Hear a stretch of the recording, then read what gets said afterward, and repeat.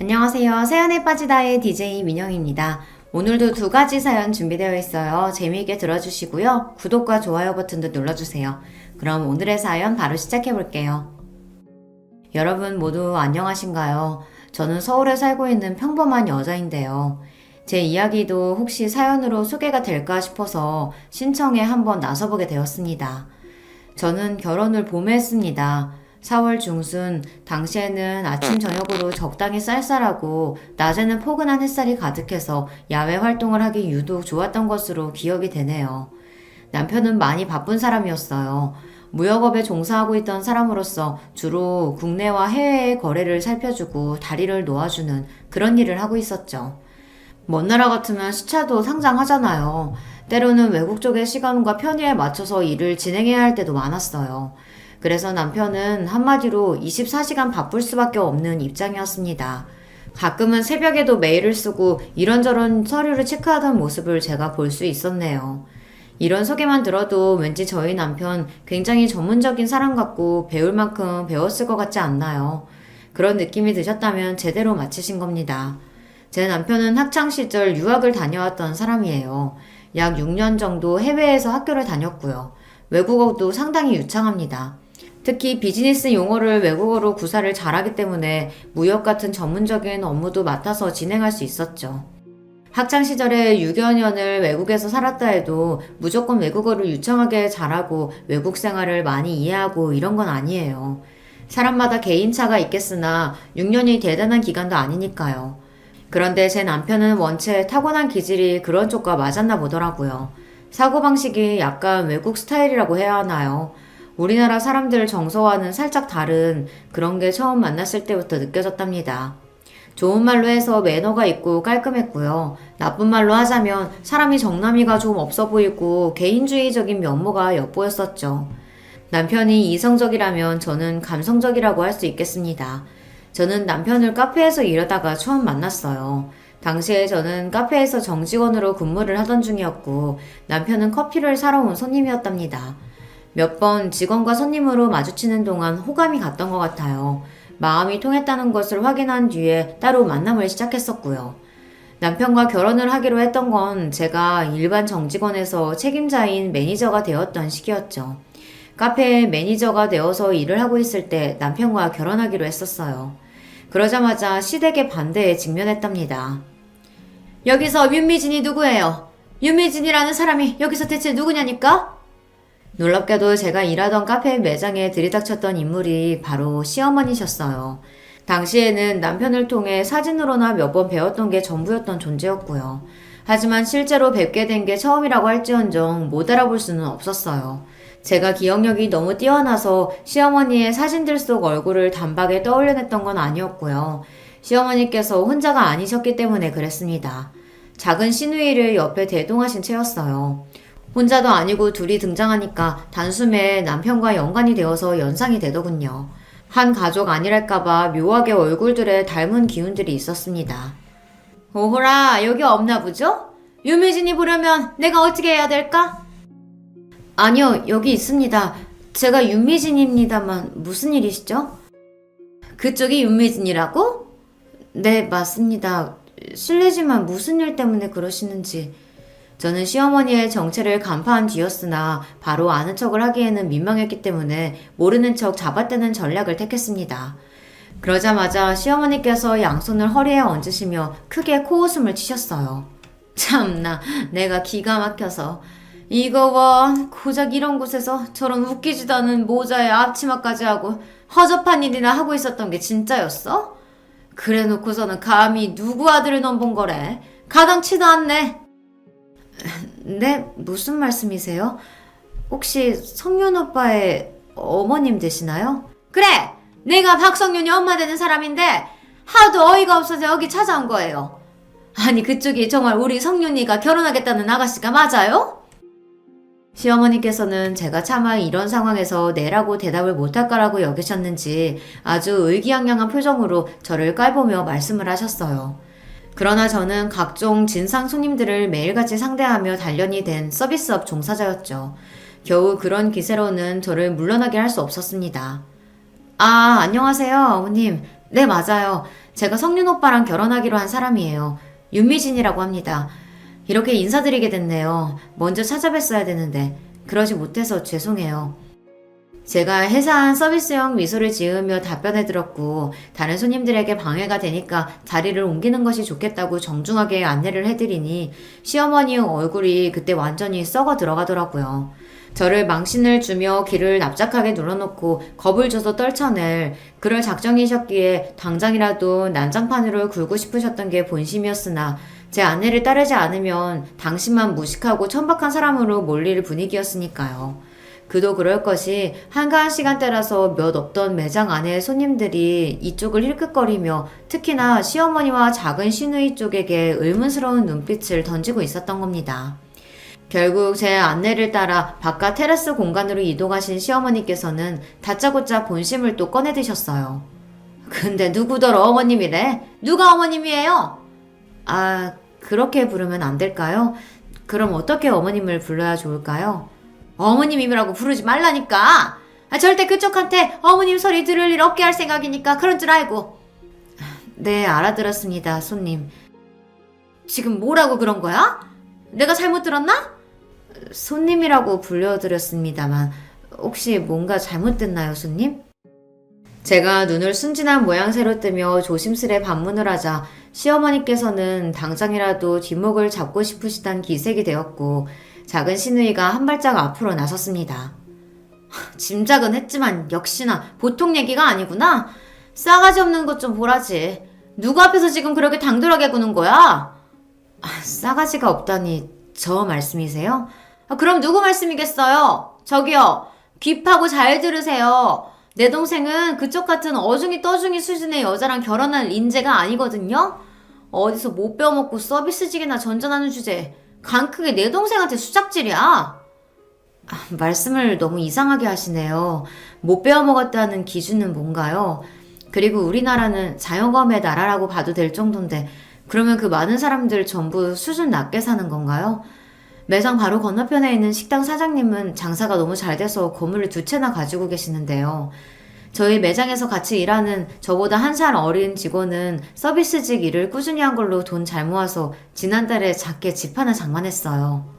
제가 속으로는 열불이 터졌으나 겉으로는 차분하고 침착하게 목소리를 냈어요. 그랬더니 작은 시누이의 눈이 앞으로 튀어나올 듯 커졌습니다. 꽤나 열받은 모양새였고요. 어머나, 이런 미친... 맹랑하게 말 받아치고 또박또박 말대꾸하는 것 좀 봐. 기가 왜 이렇게 강한 거야? 세상에, 엄마, 얘 진짜 안 되겠다. 상윤이가 잠시 눈이 삐고 뭐에 잘못 털려서 지금 고작 이런 애하고 결혼한다고 하는 건데 우리가 딱 틀어바꿔서 설득 잘해야죠. 작은 시누이가 비장하게 말을 하자 한 걸음 뒤편에서 시어머니께서는 더더욱 비장하게 고개를 끄덕이셨습니다. 어림도 없으니까 꿈도 꾸지 말라는 표정으로 저를 바라보셨고요. 단도직입적으로 말할게요. 이미 파악 다 했고 눈치 다 챘죠? 우리 성윤이하고 결혼하는 거 이쪽에서는 반대입니다. 결사 반대. 그거 알려주려고 온 거니까 가슴에 곱게 새기고서 좋은 말로 할 때 우리 성윤이하고 이쯤에서 헤어져요. 나 원차 수준이 대체 엇비슷하기라도 해야 옆에 갖다 대보는 신용이라도 하지. 이건 뭐 하늘과 땅 차이니 대보려고 할 것도 없어. 표독스럽게 말씀을 하시고서는 혼잣말을 가장한 제 욕을 야무지게 하시는 것도 잊지 않으셨습니다. 그런 시어머니를 빤히 쳐다봐드린 제가 평온하게 대답을 하였어요. 아, 네. 그럼 제가 성윤 오빠하고 이야기를 잘 해볼게요. 뭘 잘해본다는 거예요? 네? 당연히 얘기를 잘해본다는 뜻인데요. 아니, 그러니까 내 말은 무슨 이야기를? 그야 오빠 가족들이 결혼 문제를 반대하니까 이제 오빠는 어떻게 할 건지 그런 걸 좀 들어보고 이야기를 잘 나눠야겠죠? 그런 거 없이 그냥 헤어지라니까. 말을 못 알아듣는 거야? 아니면 일부러 이러는 거야? 왜요? 그렇게 이야기를 나눈 다음 헤어질 수도 있는 거 아닌가요? 지금 여기서 뭐가 문제인 건지 저는 잘 모르겠습니다. 그쪽에서 이야기를 그렇게 꺼내버리면 우리 성윤이가 안 헤어질 수도 있으니까 이러는 거잖아요, 지금. 헤어지자고 딱 말을 해야지. 왜 애먼 마음 어리고 착한 남의 집 귀한 아들을 흔들어 놓으려고 말을 그딴 식으로 꺼내서 바지가랑이를 붙잡으려고 해? 그건 그렇다고 하더라도 성룡 오빠의 선택이고 결정인 거 아닌가요? 결혼하는 당사자는 성윤 오빠인데 왜 주변에서 그러시는 건지 모르겠네요. 나이가 어린 것도 아니고 나이 먹을 만큼 먹었고 경제적으로 진작에 독립되어 있고 사회생활도 베테랑인 어른인데요. 그런 사람한테 왜 아이 다루듯이 하세요? 다 컸다고 하더라도 결국 내 품 안의 자식인 거야. 집안 꼬라지가 엉망이라서 이런 것도 모르는 모양이지? 하나를 보면 열을 안다고. 결국 집구석 꼬라지도 볼품없고 변변하지 않겠지. 뻔해. 시어머니께서는 그때 작정하시고는 저를 말씀으로 때리셨습니다. 제가 웬만한 막말에는 면역과 단련이 되어 있는 사람이었는데 그럼에도 시어머니의 그날 막말에는 심장이 철렁 내려앉더군요. 물론 천만다행스럽게도 겉으로는 그런 티를 내지 않았습니다. 만약 그랬다면 정말 자존심이 상했을 거예요. 저는 애써 태어난 척하며 아무렇지 않은 모습을 꾸며냈고 시어머니와 작은 시누이는 마지막까지 저에게 눈을 흘기면서 제발 주제 파악하고 떨어져 나가라는 악담을 남겼더랬죠. 두 사람이 떠나고 난 뒤에야 저는 직원용 공간으로 들어가서 멍하니 방금 있었던 일을 되짚어보며 정신을 다스렸습니다. 제가 만나온 남자와는 너무나도 다른 그의 모친과 누나, 그동안 이야기를 몇 번 들어오긴 했었어요. 사귀는 동안에도 남편이 자기 가족들과는 자기가 전혀 안 맞는다고 말을 하며 그때마다 고개를 절레절레 흔들었었거든요. 그나마 자기와 공통점이 조금이라도 있는 사람은 집안에서 사촌형과 큰 외삼촌 정도라고 하였습니다. 그래도 부친하고는 같은 남자끼리라서 그런가 대화가 그럭저럭 통하는데 모친하고는 너무 안 맞고 이야기가 안 통한다고도 했었어요. 모친은 사람 자체가 너무 성격이 유난이라서 자기가 감당하기 힘들다고 그랬고요. 저는 남편이 자기 가족들 이야기를 그런 식으로 할 때마다 아직 시댁에 대해서 모를 때였으므로 순진하게 그래도 가족밖에 없다 이렇게 반응을 해줬었네요. 아무리 그래도 세상에서 엄마가 최고인 법이라면서 모친에게 잘 좀 해드리라고 남편에게 말을 했었던 지난날의 제 입을 확 꿰매버리고 싶었습니다. 직접 마주하고 나니까 남편이 아주 정확했었다는 사실만 알겠더라고요. 시어머니께서는 보통 유난이신 분이 아니었고 작은 시누이 역시 만만치 않은 인물이었습니다. 그래도 진작에 남편으로부터 자기 가족 이야기를 그렇게 들어왔기에 이 남자가 자기 가족들과 한통속이 아니라는 것을 알 수 있었다는 게 다행이었네요. 덕분에 가슴을 쓸어내렸죠. 이것만 보아도 아시겠지만 저는 시어머니와 작은 시누이의 놀라운 면모를 마주하고 나서도 결혼을 안 할 생각은 전혀 없었습니다. 그 가족들이 요란스럽게 유난하다고 하여 결혼을 포기할 수는 없었죠. 그리고 아주 솔직히 고백하자면 제 남편이 객관적으로 잘나고 괜찮은 조건을 지닌 사람이었으니까요. 저라고 해서 그런 사람을 놓치고 싶었겠나요? 남편은 저보다 여러모로 월등하게 앞서는 사람이었고 저는 저보다 잘난 사람에 대한 열등감이나 자격지심이 전혀 없었습니다. 그저 감사하게 여기며 넙죽 엎드리면 엎드리는 사람이었죠. 그러니 제가 남편과 헤어질 이유는 없었어요. 사람은 누구나 손해보는 것을 본능적으로 싫어하고 결국 속물일 수밖에 없습니다. 그게 자연스러운 현상인데 이런 저를 두고 시댁에서는 얄미워서 미쳐버리려고 하였어요. 내 자식 내가 힘들게 잘 키워놨더니 어떻게 남 좋은 일만 시켜줘? 그건 안 될 일이야. 고작 저 같은 여자가 당신의 귀하고 잘난 아들을 채가는 것이 몹시 분해서 절대 용납 못하겠다며 시어머니께서는 눈에 불을 켜셨어요. 그 두 눈에 흙이 들어가기 전까지는 제가 며느리로 들어오는 꼴을 볼 수 없다고 선언하셨습니다. 남편은 기가 막혀 했어요. 저한테서 시어머니와 작은 시누이의 기습 방문 사건을 다 전해 듣고서는 무척이나 참담해했던 남편이었죠. 어처구니 없는 논리의 반대 따위 때문에 저와 결혼을 못하는 일은 없을 거라며 단호한 태도로 저를 안심시키기도 했었답니다. 제가 꼬랑지를 말고 주랭랑을 치지 않았으며 남편은 저와 결혼할 생각이 강하다는 것을 아시게 된 시어머니께서 길길이 날뛰셨죠. 성윤아, 너 정신 차려. 네가 이렇게 지금까지 힘들게 노력하면서 잘 살아왔는데 어떻게 여자를 고작 그런 수준하고 만날 수가 있어. 연애만 한다고 그러면 내가 양보할게. 그치만 결혼은 아니지. 성윤이 너는 네 자신한테 부끄럽지도 않아? 가족한테 미안하지도 않은 거야? 그래? 어머니 자꾸 왜 그러세요? 세상에 자식 키우는 일이 쉬운 사람도 있나요? 그리고 노력 안 하면서 사는 사람도 있나요? 저는 그냥 평범한 누군가의 자식일 뿐이고 평범한 사회인일 뿐입니다. 제가 뭐 대단한 사람씩이나 된다고 수진이니 뭐니 하면서 누군가를 깎아내려야 해요? 그렇게 따지면 미진이도 대단한 사람이에요. 아니, 저보다 더 대단하죠. 성격도 밝고요. 사회성도 저보다 훨씬 더 좋고요. 제가 못하는 영역에서 뛰어난 재능을 가지고 있어요. 저보다 어리지만 어쩔 때는 제가 배울 점이 많은 사람이라고 느낄 때도 있습니다. 외유내강이라서 아주 단단한 사람이에요. 저보다 나아요. 네가 정말로 미쳤구나. 우리 성윤이가 돌아도 아주 단단히 돌아버렸어. 지금 그게 네가 내 앞에서 할 소리니? 여자 하나 잘못 만나서 네가 완전히 불효자가 되어버렸구나. 뭘 또 그렇게까지 말씀하고 그러세요. 자식이 마음에 맞는 사람 만나서 결혼하고 싶다는데 어머니는 그게 그렇게나 못마땅하신가요? 가만 보면 어머니는 저에 대한 신뢰가 없으신 것 같아요. 저를 못 믿으시니까 지금 제가 원하는 결혼도 반대하시겠다는 거잖아요. 아니, 내가 성령이 너를 못 믿고 그런 게 아니라 사람은 자기 수준에 맞는 사람하고 어울려 지내는 게 맞는 법이야. 근데 네가 결혼은 너무 격이 떨어지는 여자랑 하겠다니까 내가 열불이 안 터지니? 네가 지금 눈에 뭐가 씌어서 그래. 외유내강이라니. 그런 소리는 하지도 마라. 내가 딱 보니까 겉으로도 이미 싸가지 꽃이 만개하던데 너는 그런 여자를 두고 뭔 외유내강 타령이니? 그게 네가 지금 한참 잘못 돌린 상태라는 증거야. 세상 천지에 어디 여자가 없어서 고작 그런 여자하고 이건 용납할 수 있는 수준이 아니지. 너 나중에 후회할 짓 하지 말고 지금 이쯤에서 정리해. 결혼 상대로 걔는 아니야. 그러니까 어머니는 끝까지 반대를 하시겠다는 거죠. 제가 이렇게나 강경한데도요. 성윤이 네가 그 강경한 태도를 꺾어야지. 어머니 뜻은 잘 알겠습니다. 아휴, 네가 드디어 내 말뜻을 이해했구나. 그래, 잘했다. 그냥 제가 알아서 결혼할게요. 응? 알아서 결혼한다니. 그게 지금 무슨 소리니? 말 그대로예요. 집에서 일절 도움 안 받고 제 힘으로 결혼하겠습니다. 그러면 되는 거잖아요. 아니, 그건 아니지.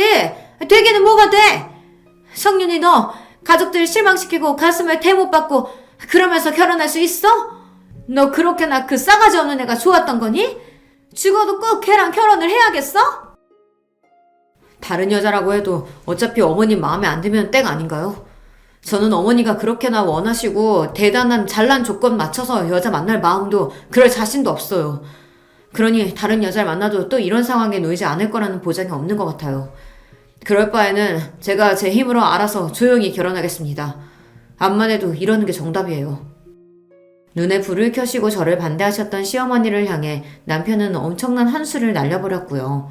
그건 말로 홈런이라고 할 수 있었습니다. 남편이 그렇게 나오자 시어머니 입장에서는 말문이 완벽하게 막혀버릴 수밖에 없었거든요. 그 상황에서 무슨 말이 더 나올 수 있었겠어요. 게다가 남편이 자기가 하는 일이 지금부터 앞으로 3년 정도는 무조건 미치게 바쁠 수밖에 없는데 빨리 결혼 문제를 해결하고 끝내버리고 싶은 마음이 간곡하다고 하니까 시어머니로서는 더욱 꿀먹은 벙어리가 되실 수밖에 없었습니다. 아들은 인생 설계까지 차곡차곡 쌓아놓은 채로 얼른 결혼 문제를 치워버리고 싶은 건데 어미된 입장으로서 당신이 쓸데없는 억지를 계속 부린 것처럼 여겨지셨겠죠.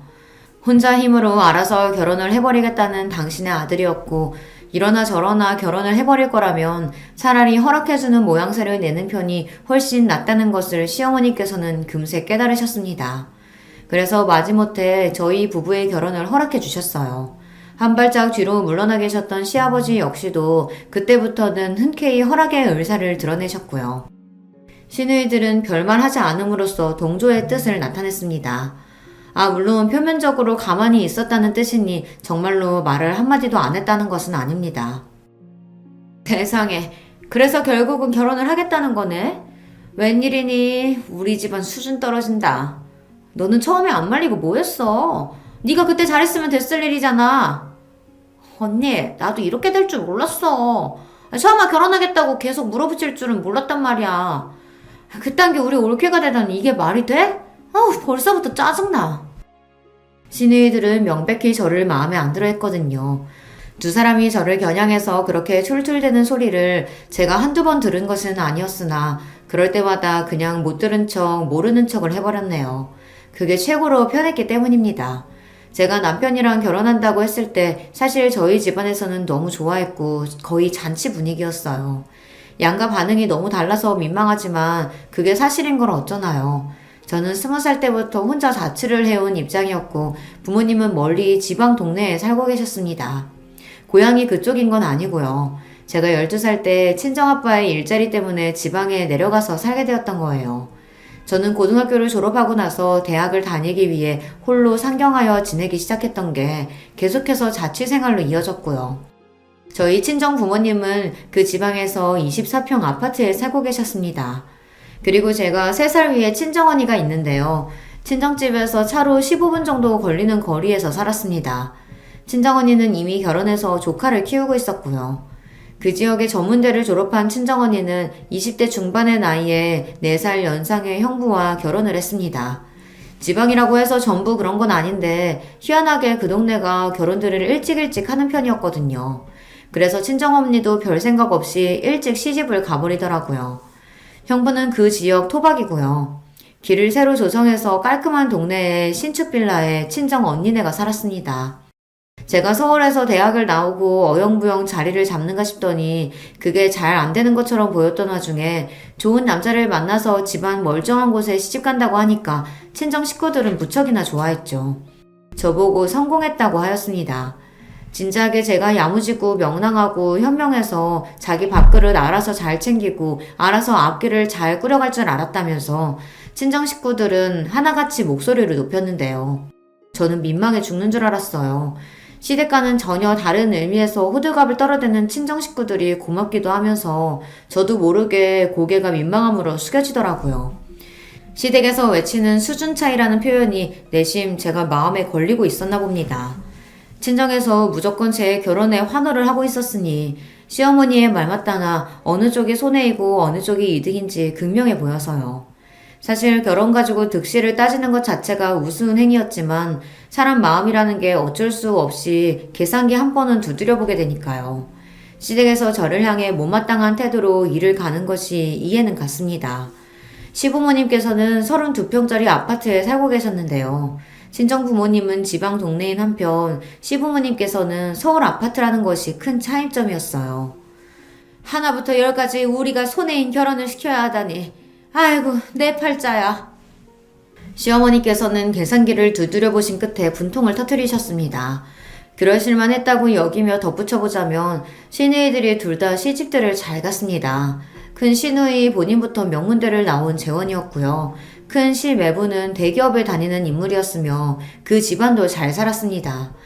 큰 시누이는 멀쩡히 잘 다니던 회사를 출산과 육아 문제로 퇴사하였으나 별로 미련도 남지 않았다고 하는 게 자기 시댁부터가 빵빵해서 그런 것 같더라고요. 작은 시누이는 자기 언니와는 다르게 공부 머리가 좀 부족했던 것 같아요. 그냥 평범한 4년대 대학교를 나왔는데 특이사항으로는 성적이 좋지 않았다는 것입니다. 그래서 대학 간판뿐만 아니라 성적을 보는 어느 정도 괜찮은 기업들에는 고개를 들이밀어 볼 수가 없었죠. 그런 성적으로는 마이너스 역효과였으니까요. 성적까지는 안 보는 고만고만한 회사에 들어갔는데요. 작은 시누이가 자기 언니보다 뛰어난 점이 있다면 그건 외모였습니다. 예쁘장하거든요.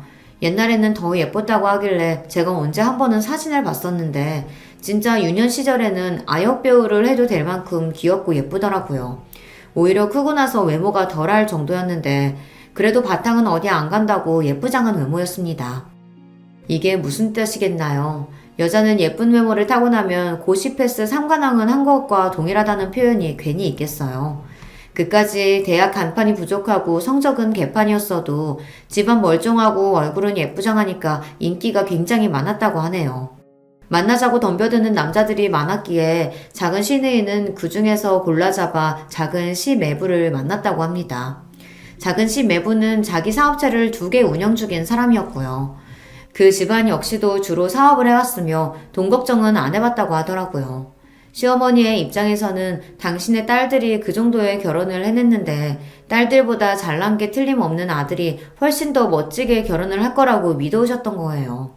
시누이들도 내심 잘나고 콧대 높고 집안 빵빵한 올케가 생길 거라고 생각을 해왔었고요. 그런데 결과는 바로 저였죠. 저는 작은 시누이와 비슷한 수준의 대학을 나왔고요. 취업은 금방 했었는데 사무직이 적성에 안 맞았습니다. 적성에 맞아서 행복하게 일을 다니는 사람들이 세상에 얼마나 되겠나 싶어서 참고 일을 다녔다가 스트레스가 도져서 위관련으로 쓰러진 적도 있었어요. 그때 깨달았죠. 건강 잃고 후회해봤자 그때는 이미 다 끝났을 거라고요. 남이 나의 인생을 살아주는 것도 아닌데 눈치만 보느라 참고 살다 인생을 망칠 것 같아 과감히 퇴사를 해버렸습니다. 27살 추석 바로 그 다음 주부터 서비스직 일에 첫 출근을 했었네요. 진상들은 끝도 없었고 인간 군상의 온갖 추악한 면에 경악하는 나날이었어요. 하지만 희한하게 사무직보다 적성에 맞았습니다. 아무리 힘이 들어도 이상하게 보람차다, 할만하다 이런 마음이 들더라고요. 요즘은 좀 세태가 다른데 그때까지만 해도 서비스직에서 일을 한다고 하면 정식 취업으로 앉혀주는 분위기가 좀 있었습니다. 그런 일을 한다고 어디 가서 이야기를 하면 꼭 한 번씩 그래서 취업은 언제 할 거야 이런 질문이 날아왔었죠. 저는 그게 정식 취업을 해서 일을 하고 있는 거였는데도 말입니다. 인식 수준이 그랬었네요. 하지만 비록 인식이 그럴지언정 계속 움직이며 일을 해야 할지언정 저는 스스로 만족해서 계속 그 일을 이어갔던 것이고요. 결혼하고 나서 또 그만둘 생각은 없었습니다.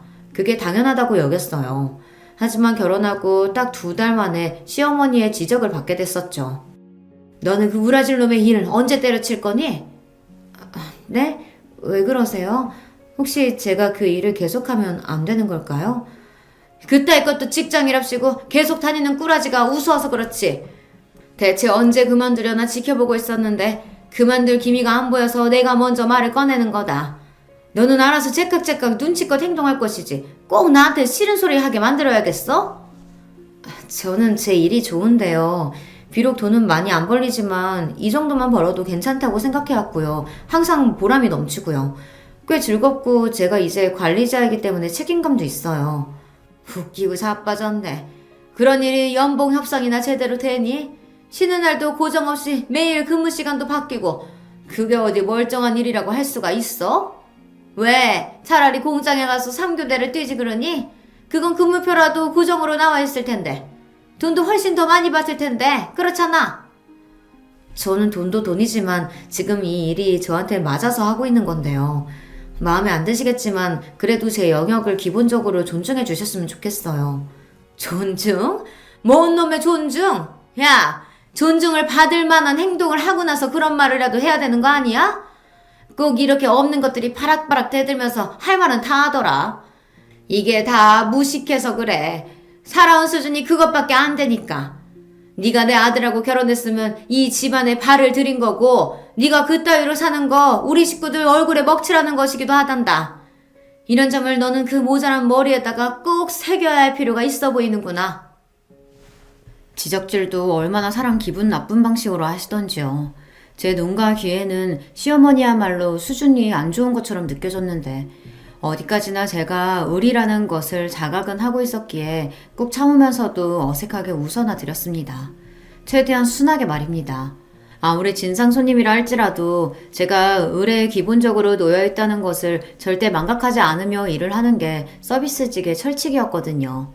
그게 또 습관이 되었던 건지 시어머니의 막말 대잔치 앞에서 저는 겉으로나마 헤헤 웃으면서 급신거렸어요. 그저 알겠다고 대답해 드렸습니다. 하지만 그게 본심은 아니었기에 제가 시어머니 때문에 제 직장을 그만두는 일은 벌어지지 않았어요. 그게 시어머니로 하여금 저를 더욱 눈의 가시로 보이게 하는 기능을 했던 것 같습니다.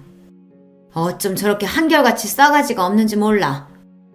제가 아무리 순하게 실실 웃어드리고 말대꾸를 하지 않아도 저에 대한 평가는 언제나 싸가지가 없다는 것이었습니다. 무조건적으로 제가 당신에게 복종을 하고 따라야 하는데 그게 아니라 앞에서는 알겠다고 하고 뒤에서는 아무런 변화가 없는 게 아주 괘씸하다고 하셨습니다. 저로서는 정말 난감했죠. 제 딴에는 잘해보겠다고 시어머니께 잘하고 있었거든요. 저라고 해서 안부전화 같은 걸 드리고 싶었겠어요. 문자를 하고 싶었던 적은 없었으나 며느리로서 뭔가 도리를 다 해야 할 것 같아 때마다 그렇게 했을 뿐입니다.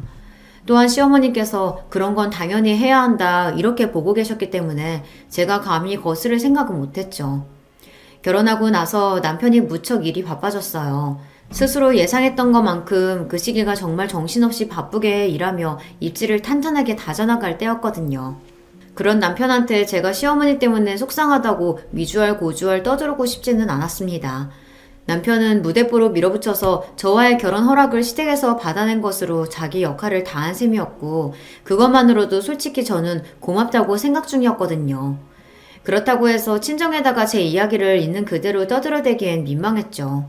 제가 끝내주게 결혼을 잘했다면서 좋아했던 친정 식구들이 내심 제가 혹시나 시댁 식구들로부터 따돌림을 당하고 괴롭힘을 당하는 일은 없을까 하여 걱정하고 있다는 것을 제가 알고 있었기 때문입니다. 그런 걸 뻔히 알고 있었는데 굳이 그 먼 곳에서 저를 걱정하며 친정 식구들이 발을 동동 구르게 만들고 싶지는 않았어요. 그래서 아주 잘 사는 척 했습니다. 아무런 문제 하나 없이 시댁 식구들과도 잘 지내고 바쁜 남편을 내조 잘하고 제 일도 잘 다니는 그런 결혼 생활을 하고 있는 것처럼 굴었어요. 현실은 시댁 때문에 머리를 싸매는 나날이었지만 말입니다. 저도 시댁을 무시하고 싶었어요. 그게 가능하다면 제 몸 하나만 잘 챙기면서 그렇게 편한 결혼 생활을 하고 싶었는데 현실은 그렇지가 못했습니다. 우리나라는 배우자와 결혼을 하면 그 배우자의 가족들끼리 어쩔 수 없이 함께 딸려올 수밖에 없다는 걸 제가 제대로 체감했었네요. 시어머니의 간섭과 잔소리를 막을 명분이 마땅하지 않았어요. 시누이들이 여자들끼리 친목을 쌓을 필요가 있지 않겠냐며 시댁으로 오라고 하면 한숨을 내쉬면서도 터덜터덜 걸음을 하지 않을 수 없었습니다. 분위기가 자연스레 그렇게 돌아가더라고요. 시댁에 모여서 같이 담소를 나누고 소일거리나 같이 하고 그러자고 해서 딱 가보면 막상 소일거리라는 것은 저만 했습니다. 예를 들어 마늘을 까놓은 일 같은 거 말이에요. 베란다에서 신문지 깔아놓고 매워서 오만 눈살을 찌푸리며 눈물을 훔쳐가며 마늘 깎는 소일거리를 하는 것은 저였고요. 담소를 나누는 것은 시누이들 뿐이었습니다. 본인들은 자기 부모님 댁이니까 편하겠죠. 편하니까 그렇게 모여서 노가리나 까는 것이었을 텐데 저는 가뜩이나 시댁이라 편하지 않은 입장이었건만 혼자 일까지 하려니까 서럽고 비참했습니다. 솔직히 제가 성격상 그런 걸 가만히 참고 있는 인물은 아니었습니다. 하지만 일부러 참았던 것이에요. 그런 말도 안 되는 상황을 견뎠던 것은 비록 정도의 차이는 있겠으나 어딜 가나 처음부터 쉬운 일은 없고 텃세라는 것은 존재할 수밖에 없다고 생각하고 있었거든요.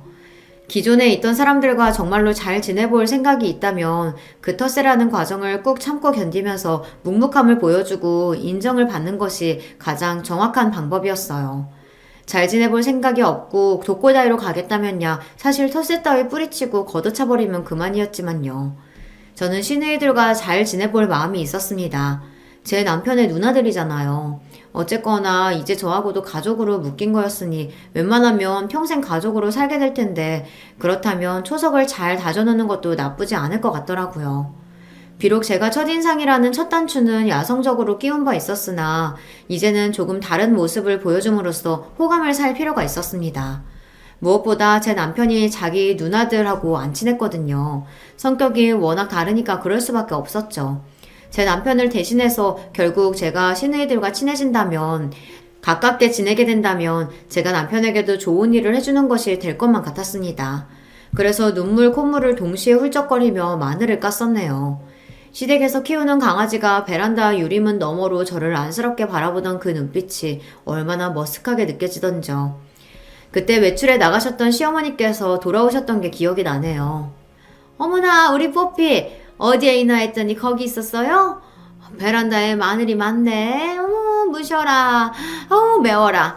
우리 뽀삐는 가까이 가면 애치 재채기 나와서 안 돼요. 이리로 엄마한테 와요. 아이고 우리 뽀삐 우리 기특한 내 새끼. 귀가를 하신 시어머니께서는 훤히 보이는 통 유리문 너머로 제가 마늘을 까고 있는 게 보이자 당황하면서도 강아지부터 챙기셨습니다. 베란다 문도 두꺼운데 그 닫힌 문 가까이 와봤자 강아지의 눈이 매우면 뭐 얼마나 맵겠나요. 그런데도 우쭈쭈 하시며 강아지는 챙기셨고 저는 본체만 채 하셨어요. 부엌에서 하하호호 담수를 나누고 있던 시누이들에게도 강아지를 안고 향하시더니 마늘 저거 뭐냐 이렇게 물으셨고요. 그러자 시누이들이 다듬을 마늘이 많길래 저한테 시켰다고 했어요. 시어머니께서는 그랬구나 하신 것이 전부였습니다. 당신의 딸들을 나무라든가 아니면 저를 칭찬하시든가 뭐 하나는 하셨어야 했던 것 같은데 씁쓸했네요. 혼자 열심히 일하고 뒷정리까지 하고 그러는 게 시댁에서 제 역할이었던 것 같아요. 제가 성질 꾹 참고 그러면서 지냈던 이유는 하나, 인정받고 싶어서였습니다. 저도 그들 중 하나로 섞이고 싶었거든요. 다시 말씀드리지만 시댁 식구들이 너무 좋아서 하나가 되고 싶었던 건 아니었고 멀리 미래를 내다보았을 때 장기적으로 그게 이득일 것 같아서 제 나름 노력을 했던 것 뿐이에요. 하도 제 직장을 우습게 보고 깔보니까 책 잡힐 거리 없게 하려고 만약 제가 근무하는 날에 시댁에 연락이 오면 내일이 휴무라 그때 가겠습니다 라든지 그런 식으로 확실하게 굴었습니다. 일 다니는 것 때문에 이것도 못하고 저것도 못한다는 그런 이미지를 주기는 싫었거든요. 매장이 명절 때도 영업을 했었는데 제가 매니저다 보니까 그런 중요한 날에 우선 근무가 됐어요. 그랬더니 시어머니께서 무식하게 실이 추석 때도 일한다고 욕을 한 바가지 하셨죠. 천하게 살면 그런 거야. 이래서 사람이 윗물에서 놀아야 하는 건데. 아유, 수준 낮아. 고작 그따위 돈 받으려고 명절에도 일을 나가야 하는 거냐며 시어머니께서는 혀를 끌끌 차셨습니다. 사회 경력에도 도움이 일절 안 되는 거 아니냐며 시누이들은 피식 웃어댔었고요. 저는 참을 인자를 머리에 새기며 애써 참았었죠. 추석 때 일이 끝나는 대로 후다닥 시댁으로 가서 명절을 챙겼고요. 정말 웃긴 건 제 남편이 그해 추석에 출장에 가 있었거든요.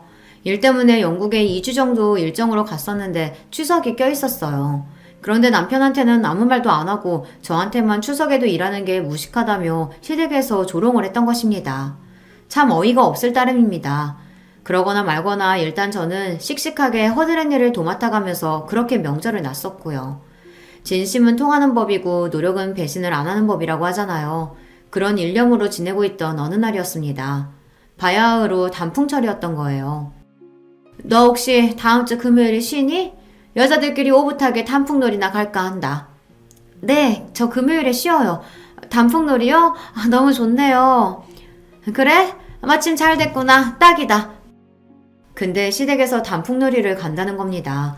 단풍 구경을 가려고 시누이들이 그날 자기 아이들도 떼어놓고 오겠다면서 미리 신이 난 기색들이었는데요. 저도 덩달아 들떴습니다. 얼마 전 추석 때 그 개고생을 하면서 눈칫밥을 얻어먹으며 서름을 당한 보람이 있다고 생각이 됐고요. 드디어 저의 지난 노력이 결실을 맺는구나 싶었더랬죠.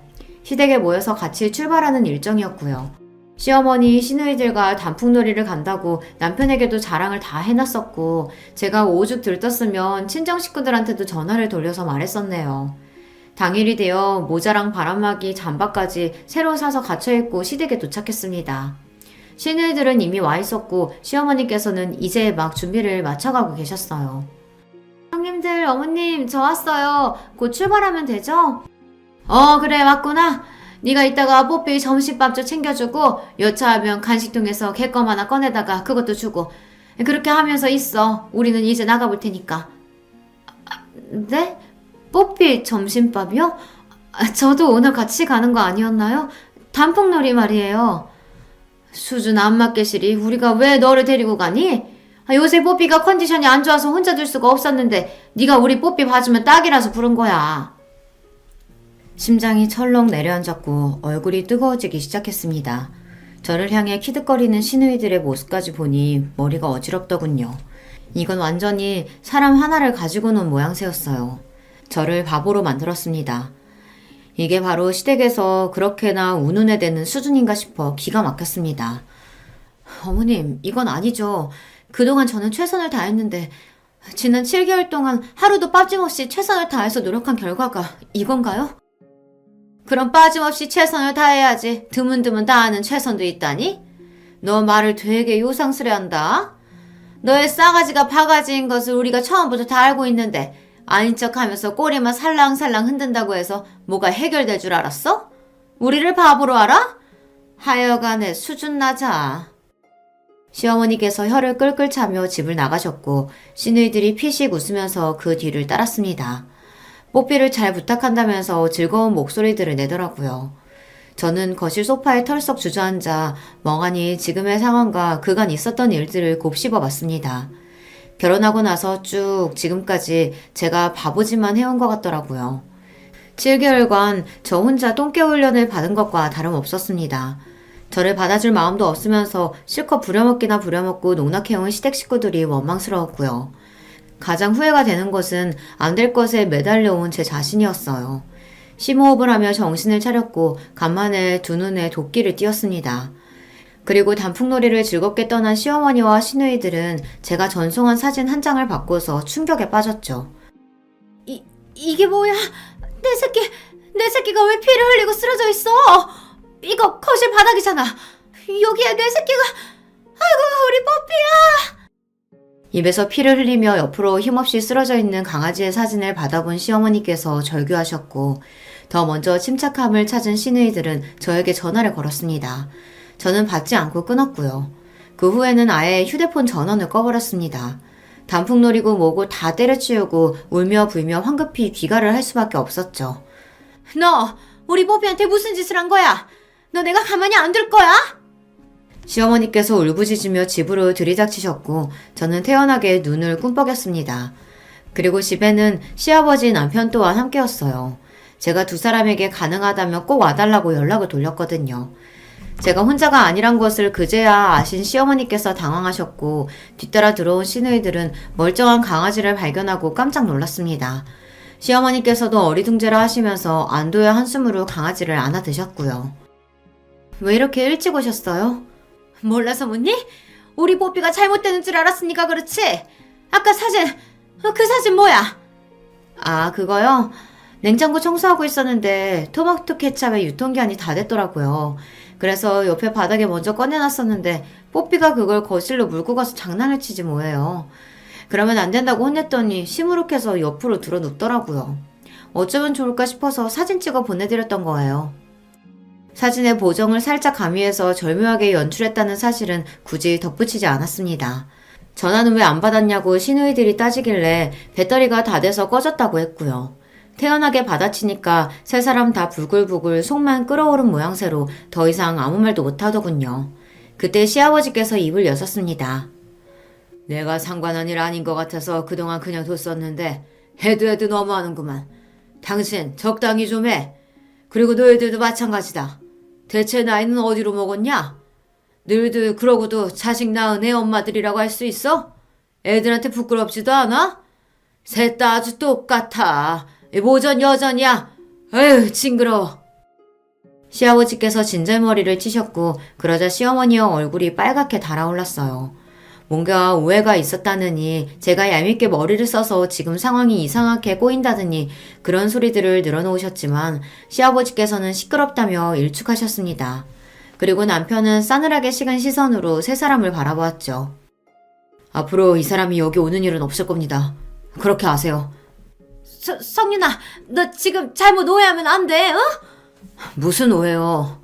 어머니, 제발 작작하세요.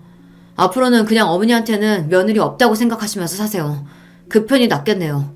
그리고 누나들, 앞으로는 남동생 있다고 생각하지 마. 나도 나한테 누나들 없다고 생각하고 살 거니까. 각자 그렇게 살자. 그게 처음부터 정답이었던 것 같다. 남편은 차갑게 말을 뱉고서 제 손을 잡고 일어났습니다. 살벌한 시선으로 앞만 보며 걸어가는 남편을 아무도 붙잡지 못했죠. 저는 고개를 돌려서 시아버지께만 꾸벅 인사를 드렸고요. 망연자실한 시어머니 그리고 얼이 빠져있는 시누이들을 지나쳐 시댁을 빠져나온 그 순간이 아주 후련했습니다. 남편은 그간 자기가 신경을 전혀 못 써준 것이 미안하다며 차에서 내내 저에게 사과를 했어요. 저는 제가 자초한 것이 컸다고 말을 하며 고개를 가로저었습니다. 서로에게 미안해하기보단 앞으로 서로에게 최선을 다하며 즐겁게 살아보자고 저희 부부가 서로에게 약속을 한 날이었네요.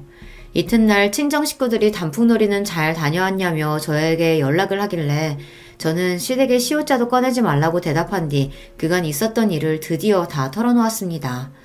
친정 식구들이 놀라서 뒤집어졌고요. 이미 후련하게 마무리가 된 일이라는 것에 한숨을 쉬기도 하였습니다. 괜히 미안한 마음이 들었고 남편하고 더욱 잘 사는 모습으로 보답하겠다고 다짐을 했었죠. 시어머니께서는 그간 당신이 유치했다고 하시며 저에게 정식으로 사과를 하고자 하셨고 잘 지내보자고 하셨으나 저는 한 번 아니면 아니라고 생각하기도 해서요. 안 내키더라고요. 시누이들도 저에게 미안하다고 하며 남편의 마음을 제가 좀 잘 달래보라고 그랬는데 그냥 피식 웃음만 나왔습니다. 이제 제 안에서 시댁 식구들과 잘 지내보고 싶은 마음이 다 사라진 뒤였던 거예요. 그간 발버둥을 쳐온 게 후회돼서라도 더 활기차게 제 일상에 집중하고 남편에게 더욱 신경 쓰며 그렇게 잘 지냈고요. 스트레스 요인이 사라져서 그런지 제 얼굴도 아주 환해졌답니다. 시어머니께서는 졸지에 전에 없이 시아버지의 눈치를 보시면서 그렇게 지내시게 되었다는 후문이고요. 신을 듯 있는 듯 없는 듯 그렇게 조용히 지내고 있답니다. 안녕하세요. 만나 뵙게 되어 반갑습니다. 저는 경기도에 살고 있는 30대 후반의 여성입니다. 글재주가 워낙 없음에도 이렇게 사연을 직접 보내게 된 건 저에게 차마 남들한테는 말 못할 기막힌 사건이 생겼기 때문입니다. 참고로 길고 지난한 이야기지만 그래도 한번 용기 내어 이야기하려고 합니다. 그저 재밌게 들어주시길 부탁드립니다. 저는 몇 달 전 죽음의 문턱까지 다녀왔습니다. 네, 거의 죽을 뻔했었죠. 그건 어떤 예측 못할 우연도 피할 수 없는 운명 같은 일이 아니었어요. 우리 가족을 죽음의 구렁텅이로 밀어내려고 했던 누군가로 인한 것이었죠. 만약 저도 이 이야기를 다른 사람에게 듣는다면 말도 안 된다며 쉽게 믿지 못했을 그런 일이었죠. 지금부터 시작해 볼게요. 저는 자식 부자인 집에서 태어났습니다. 그 중에서 전 5형제 집안의 넷째로 자랐죠. 첫째, 둘째 오빠들과 셋째 언니, 저, 막내 남동생 이렇게 5명이요. 원래 타고난 상황 그대로였으면 그래도 입에 풀칠은 할 만한 집이었을 텐데 자식이 원체 많다 보니 형편이 늘 부족하고 궁핍했죠. 엄마는 자식들 뒷바라지 집안일 하느라 일을 구할 수 없었고 그러다 보니 아빠의 외벌이로만 살게 되었거든요. TV 수리 기사였던 아빠의 월급은 7 식구가 먹고 살기엔 늘 부족한 돈이었습니다. 그런 어려운 상황 속에서도 우리 가족은 늘 화목했어요. 돈이 있으면 행복하지만 행복하기 위해서 꼭 돈이 필요한 건 아니더라고요. 그보다 더 중요한 건 사랑이라는 걸 저는 일찌감치 가족들을 보며 깨우쳤습니다. 막내 동생을 제외한 나머지 형제들이 고등학교, 중학교에 올라간 때부터 우리는 적극적으로 부모님을 도왔어요. 오빠들은 부모님의 걱정을 덜어드리기 위해서 학교를 다니면서도 늘 아르바이트를 경험했고 저랑 언니는 눈 뜨자마자 가족들의 식사를 챙기고 학교 후에는 일찍 집에 와 동생 공부를 돕거나 집안일을 했어요. 덕분에 엄마도 여유가 생기니 부업을 시작할 수 있었죠. 그 모든 건 가족들이 사랑으로 서로를 이해하고 배려하니까 가능했던 일이라고 생각해요. 본인만 생각하는 이기적인 사람이 없었고 더욱더 나서고 희생하려는 사람만 있었거든요. 너무나 사랑하는 소중한 가족을 위해서요. 그래서 전 어릴 때부터 가족이란 응당 그런 분위기라고 생각했어요. 어려운 순간에도 서로의 힘을 합쳐 위기를 극복하는 언제나 사랑으로 화기애애하고 하고 화목한 그런 분위기를요. 그런데 나이가 들면서 넓은 세상으로 나와보니 삶의 모양은 참 다양하고 복잡하더라고요. 나에겐 당연했던 모양이 다른 삶 속에서는 완전히 뒤바뀐 모습으로 존재할 수 있다는 걸 서서히 이해하고 받아들이게 됐습니다. 그렇지만 그건 어디까지나 한 발 떨어진 제 3자의 시선일 뿐이죠. 결혼을 통해 우리 가족과는 전혀 다른 모습의 새로운 가족이 생기게 되면서 그 사실을 피부 가까이 느낄 수 있게 되었습니다. 제가 성인이 될 무렵 가족의 형편은 전보다 많이 여유로워졌어요. 오빠들은 일찍 취직을 했고 언니도 대학에서 또 공부하는 게 싫다며 20살이 되자마자 취직을 했거든요. 그래서 전 비교적 운 좋게도 원하는 대학을 별다른 걱정 없이 입학할 수 있었죠. 최소한 대학 등록금으로 걱정할 필요 없이요. 그렇게 대학을 졸업하자마자 곧바로 원하던 회사에 취직까지 하게 됐어요. 전 평소에 끈기와 인내가 강하다는 이야기를 많이 듣거든요. 항상 그 끈기 하나로 원하는 바를 꾸준히 밀어붙인 덕분인지 순탄하게 풀렸던 것 같아요. 거기까지는 좋았습니다. 꿈꾸던 대학에 들어갔고 업계에서 유명해 평소 꿈꾸던 회사까지 가장 빠른 시간 내에 올바른 정석을 불리는 길로 이뤄냈어요. 당시 오래 사귀던 남자친구도 있었고 30살이 되면 결혼하자는 이야기가 오갔죠. 부모님은 이런 저를 항상 대견해 하셨고 오빠와 언니, 동생도 자랑스러워했어요. 비록 어려운 형편이었지만 그 모든 걸 극복해내고 지금까지 달려온 저 자신이 스스로도 만족스러웠습니다. 하지만 불행은 회사에 들어가고 1년 후부터 시작됐어요. 후임이 들어오고 나서 저의 업무는 눈에 띄게 늘어났습니다. 야근은 기본이 되고 마치 퇴근 시간이 정해진 것처럼 늘 오후 11시에 회사 밖을 나올 수 있었어요. 그래도 1년차 신입 때까진 그보다 조금 덜한 업무량이어서 버틸 수 있었거든요. 연봉이 적은 편도 아니었고요. 그런데 정말 말도 안 되게 늘어나는 일을 보면서 돈이나 회사 이름이 중요한 게 아니라는 걸 알았어요. 집에 도착하자마자 세수만 하고 곧바로 기절하듯 잠들어 5시간 후에 일어나 출근 준비를 해야만 했어요. 또 회사에 가면 커피 한 잔 마실 수 있는 시간도 없이 몰아닥치는 업무를 해야 했고 늘 저만 찾는 상사들의 뒤치다꺼리를 하느라 제대로 정신을 차릴 수 없었어요. 그 와중에 후임을 안내하는 일까지 해야 했으니 정말 중간에 껴서 환장을 노르시더라고요. 게다가 주말이라고 마냥 쉴 수도 없었습니다. 회사에서 못다한 잔업을 마저 해내야 했거든요. 이렇게 쳇바퀴처럼 정신없이 흘러가는 삶이 저에겐 너무 버거웠어요. 참다 못해 선배들에게 이런 고충을 토로하니 지금이 가장 바쁜 시기라서 그렇다며 조금만 더 버티란 말밖에 안 하더라고요. 당시엔 너무 마음이 삐뚤어져 있어서 그런지 제가 그만두면 본인들한테 일이 더 편중될까봐 붙잡아두려는 심산으로 보여서 얄밉게 느껴지더라고요. 버티고 버티자 참고 또 참자는 마음으로 전 그렇게 무려 2년을 버텼습니다. 2년의 시간 동안 가장 큰 변화는 대학교 때부터 만나던 오래된 남자친구와 이별하게 됐다는 거예요. 제 일상도 사라진 마당에 남자친구를 만날 여유까지 챙길 수 없더라고요. 남자친구는 제 일이 여유로워질 때까지 기다리겠다고 했지만 차마 붙잡을 순 없었습니다. 전 사실 그전까지는 사랑하기 때문에 보내준다는 말을 안 믿었거든요. 그런데 막상 제가 그런 상황에 놓이자 그 말이 이해가 되더라고요. 만약 사랑하지 않았다면 욕심부리며 어떻게든 곁에 붙잡아뒀을 거예요. 그런데 제 불안정한 상황과 붙잡고 싶은 이기심 때문에 진심으로 사랑하는 사람한테 상처를 줄 수가 없었어요. 여유를 갖지 못해서 미안하다는 말로 이별을 통보할 수밖에 없었죠. 가뜩이나 지칠 대로 지쳐있던 저는 그 뒤로 더욱더 망가져갔어요. 위염과 위경련을 늘 달고 살았고 피부는 메말라 푸석푸석해지고 탈모까지 생겼어요. 정신적인 스트레스가 너무 심해 정신과 병원을 찾았지만 그마저도 시간이 부족해 병원에 갈 수가 없어 겨우 2-3번 방문한 게 끝이었죠. 가족들은 이런저런 걱정해서 늘 회사를 관두라고 했지만 저는 쉽게 그만둘 수가 없었어요. 내가 이런 회사를 다시 들어갈 수 있을까? 업계가 크지 않은데 입소문이 나진 않을까? 가족들이 날 엄청 자랑스러워했는데 이렇게 일찍 포기해버리는 게 맞을까 하는 여러 생각들 때문에 괴로웠습니다. 하지만 이런 저의 고민을 정리해준 건 다름 아닌 남동생이었습니다. 그날도 저는 똑같이 야근을 끝내고 집으로 돌아와 침대에 쓰러지듯 누웠거든요. 그런데 남동생이 제 방에 조심스럽게 들어와서 이렇게 말하더군요. 누나, 난 누나가 우리 중에 가장 참을성이 좋다고 생각해. 그건 분명 어딜 가서나 칭찬받고 치켜 세워질 장점일 거야. 그래서 누나가 지금까지 온 것도 대단한 것 같아. 참을 만큼 참았으면 더는 가만히 있지 않아도 돼.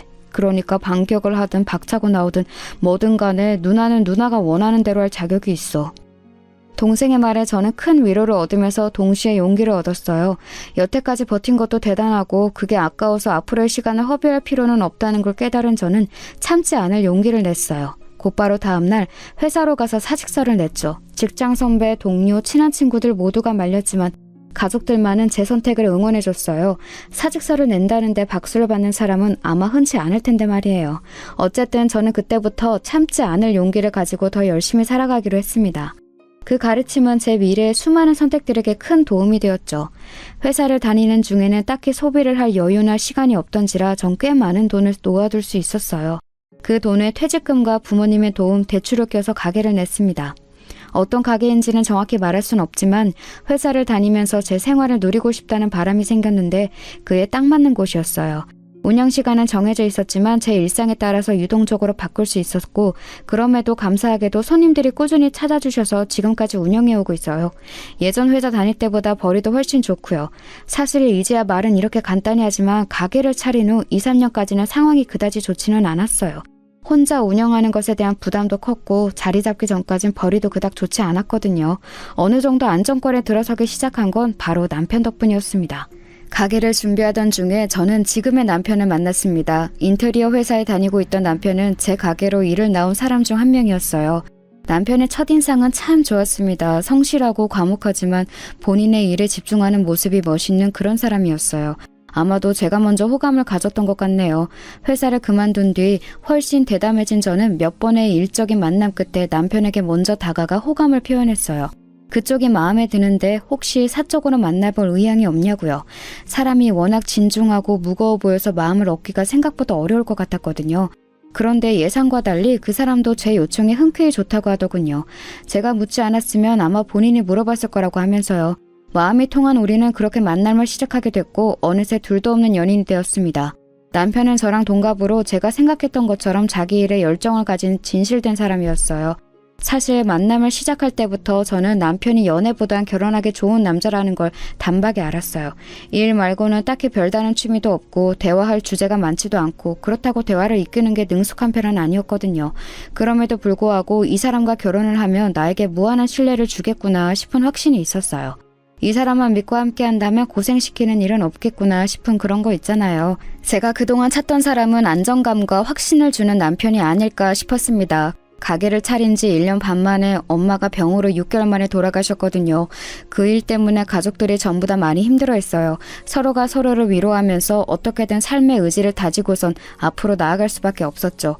그렇지만 또 반대로 서로가 서로에게 짐이 될까봐 가뜩이나 힘든 가족들한테 감정을 토로하는 게 미안해서 마음 한구석은 늘 위태로웠어요. 회사를 다닐 때도 느꼈지만 곁에서 의지할 수 있는 사람이 없다는 건 정말 힘든 거더라고요. 사실 그동안 저는 곁에 누군가 버티고 서주기를 바랐던 것 같아요. 제가 기댈 수 있게요. 그런데 남편이 저에겐 그런 사람이란 걸 깨달았죠. 엄마가 돌아가셨을 때도 장례식장에서 내내 자리를 지켜주고 일을 도와주었어요. 장례를 치르고 나서도 제 곁을 가만히 지켜주었고요. 그런 모습을 보면서 결혼을 확신했던 것 같습니다. 그 일 이후로 우리는 곧 결혼이라는 공동의 목표를 함께 세우게 되었고 미래를 약속하는 사이가 되었어요.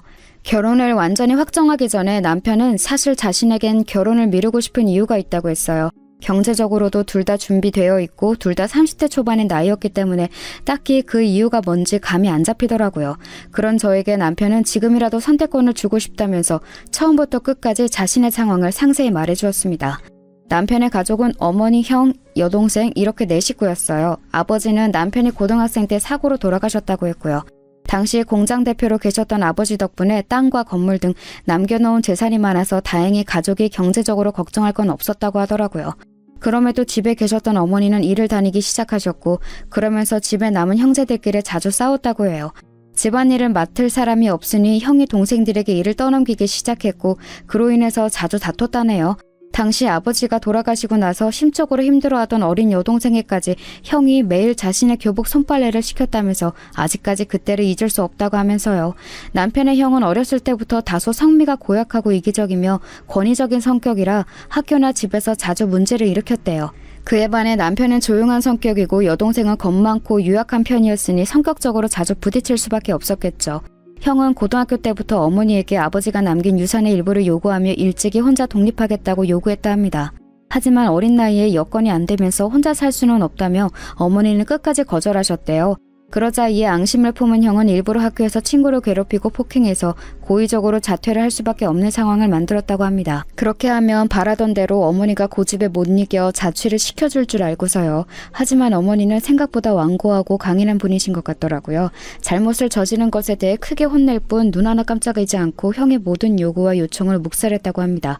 그때부터 형은 어머니에게 말도 안 되는 앙심을 품어온 거예요. 툭하면 어머니와 말다툼을 벌였고 나중에는 따로 독립해서 살라고 해도 취직 준비를 핑계대며 집에 눌러 살았다고 하더라고요. 어머니를 종부려 먹듯 시켜 먹으면서요. 형이 하도 어머니와 다투니까 여동생은 그 점이 불안해서 집 가까운 데 대학을 정했고 그렇게 셋이 함께 살았대요. 그런데 여동생이 갑자기 10살 많은 남자와 일찍 결혼하게 돼서 집을 나오게 된 겁니다. 그러니 남편은 형과 어머니 둘이 사는 게 너무나 걱정된 거죠. 하지만 남편의 직장은 당시 본가와 멀리 떨어진 다른 지역에 있었고 그렇다고 해서 어렵사리 구한 일을 그만둘 수 없었대요. 이런 남편의 걱정을 아셨는지 어머니는 괜찮다고 걱정하지 말라고 누누이 말씀하셨다고 합니다. 남편은 그저 자주 집을 찾아가는 수밖에 없었죠. 30대 초반까지 취직도 안 하고 집에 얹혀 살던 형은 다행인지 뭔지 연애를 하면서 집에 오는 일이 적어졌대요. 연애할 돈을 달라고 행패를 부려도 어머니가 끝까지 주지 않자 그제야 조그만 가게에 매니저를 취직했다는군요. 이후 식도 안 올리고 곧바로 혼인신고를 해 따로 살게 되었답니다. 그제야 남편도 마음이 놓였고 어머니를 본인이 있는 지역으로 모실 생각이었다고 합니다. 그런데 결혼했던 여동생이 2년 만에 이혼을 한 겁니다. 그것도 애를 못 낳는다는 이유로요. 그 신랑이란 작자는 나이만 많은 줄 알았더니 사상도 늙어빠진 인간이었던 거죠. 어머니는 여동생이 너무나 걱정되어 남편의 지역으로 올 수 없다고 하셨대요. 그렇게 여동생과 어머니가 함께 지내게 되었는데 평소 상심이 너무 크고 그간 마음이 많이 힘드셨던 건지 어머니가 결국 뇌졸중으로 쓰러지신 겁니다. 당시 여동생 또한 마음의 병이 커서 홀로 병간호를 하기는 역부족이었대요. 요양원에 보낼까도 생각해봤지만 한평생 자신들을 위해 희생해온 어머니를 곧바로 외면하는 것 같아 그럴 수 없었다고 합니다. 방문 요양사를 부르면 어머니가 극도로 예민해지고 날카로워져서 오히려 약효과라 하고요. 결국 가족끼리 안에서 해결해야 하는 문제였기에 남편이 일을 그만두고 지금 살고 있는 이 지역으로 온 겁니다. 그렇기에 남편은 몸을 제대로 가누지 못하는 어머니를 두고서 쉽게 결혼을 생각할 수 없었던 거예요. 여동생이 있긴 하지만 아무래도 결혼하면 집사람 또한 어머니 병간호를 함께해야 할 테고 완전히 자유로울 수 없는 자신의 상황을 이해해야 하는데 그게 쉽지 않을 것 같다고요. 이 긴 이야기를 남편의 차분한 목소리로 듣는데 어쩐지 눈물이 났습니다. 남편이 딱하고 가여워서요. 그간 얼마나 마음고생이 심했을지 상상하면 눈물부터 나더라고요. 물론 병간호라는 게 낯설고 두렵지만 그런 이유로 사랑하는 남편과 헤어질 순 없었습니다. 오히려 제가 남편을 얼마나 사랑하는지 깨달은 계기가 돼준 것 같았어요. 그래서 남편에게 남편이 짊어지고 있는 그 짐을 제가 함께 나누겠다고 말했어요. 함께 나누고서 같은 발걸음으로 나아가겠다고요. 그러자 남편은 눈물을 흘리며 연신 고맙다고 했습니다. 몇 배로 갚아가며 살아가겠다고 약속해 주었고요. 이런 상황을 전해들으신 저희 부모님은 사실 이 결혼을 그다지 달가워하시지 않으셨어요. 아픈 사람의 간호를 하는 건 같은 가족이어도 힘든 일인데 이제 막 신혼생활을 시작한 어린 네가 감당할 수 있겠냐고 하셨죠. 어쨌건 예상한 반응이긴 하지만 솔직히 저도 자신은 없었어요. 그렇다고 자신 없다고 해서 물러서고 싶진 않았습니다. 남편처럼 생각이 깊고 배려심 있는 사람을 다시는 못 만날 것 같았어요. 게다가 당시 남편이 가게 내부에 대해서 이것저것 조언해주고 운영에도 크게 도움을 준 덕분에 일이 잘 풀린 게 사실이긴 하거든요. 결혼하고 나면 남편도 직장을 정리하고 저와 같이 가게를 운영할 계획이었고요. 이런 이유를 들면서 저에게 얼마나 필요한 사람인지 피력하고 이전에 부모님이 실제로 남편을 만났을 때 사람이 진국이라고 했던 걸 다시 꺼내어 얘기했죠. 그렇게 부모님을 설득하고 또 설득해서 결혼을 허락받을 수 있었네요. 남편의 어머니는 저희 시어머니가 되었고 하나뿐인 여동생은 시누이, 집 나간 형은 시숙이 되었습니다. 하지만 당시에 전 몰랐던 거예요. 제 앞에 다가올 시련에 대해서 너무나 과소평가했던 걸요. 결혼 전까지 뵐 수 없었던 남편의 형, 시숙과 큰동서는 결혼식이 돼서야 처음 만났습니다.